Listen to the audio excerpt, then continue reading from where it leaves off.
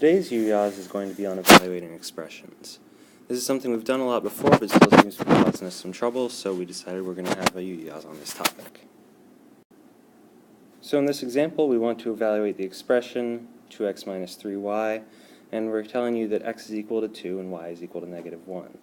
So all we do is we plug in a 2 every place we see an x, plug in a negative 1 every place we see a y. And you'll notice that in class and throughout these videos, anytime I evaluate an expression, I put the value of the variable in parentheses. This helps me keep track, particularly with negatives, as in the case of this negative 1, that I've got multiplication happening here rather than subtraction. So I go through and I apply my order of operations. I say 2 times 2 is 4, and negative 3 times negative 1 is positive 3, so I get 4 plus 3 equals 7, and there we go. So that first example was fairly straightforward. We didn't need to worry too much about order of operations.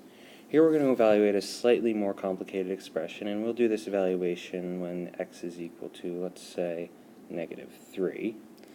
And we remember our order of operations given to us by PEMDAS, parentheses, exponents, multiplication, division, addition, subtraction.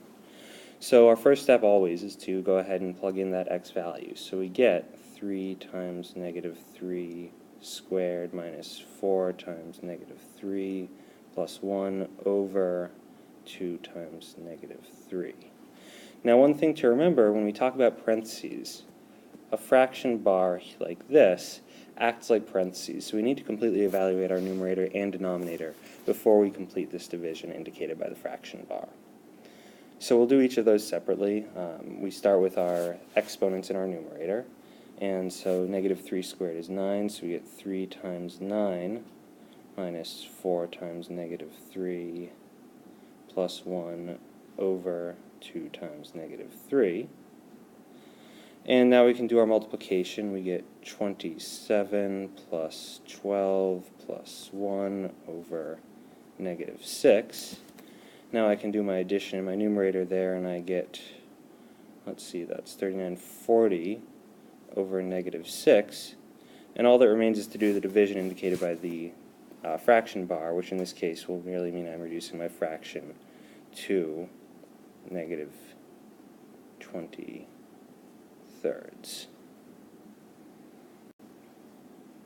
So we've got one more example here. This example includes something that gives people trouble in particular, which is this negative x cubed here. What this means is we're going to cube the number x and then multiply by negative 1. Let's see how that works out when we substitute in our values for our variables. So we have negative times negative 2 cubed plus 3 times 5 minus 2 times negative 1.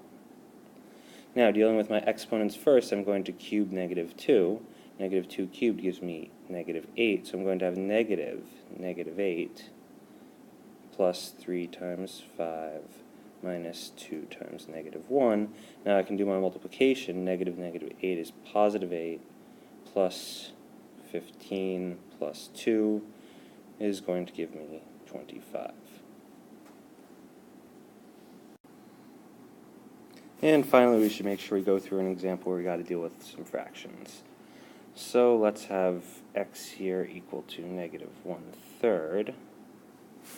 And we'll plug in and evaluate. So we'll have 2 times negative 1/3 cubed minus 4 times negative 1/3 plus 7. Alright, so exponents first. Negative 1 cubed is going to give us negative 1/27 minus 4 times negative 1/3 plus 7. And we can multiply. So we get negative 2/27 plus 4/3 plus 7. Now this becomes a little bit problematic. We need our common denominator. That common denominator is going to be 27, so I'll multiply here by 9 over 9. And I'll get negative 2/27 plus 36/27. Then I'll need to multiply here by 27 over 27. So that's going to finally be plus something over 27. 7 times 27 is 140, that's going to be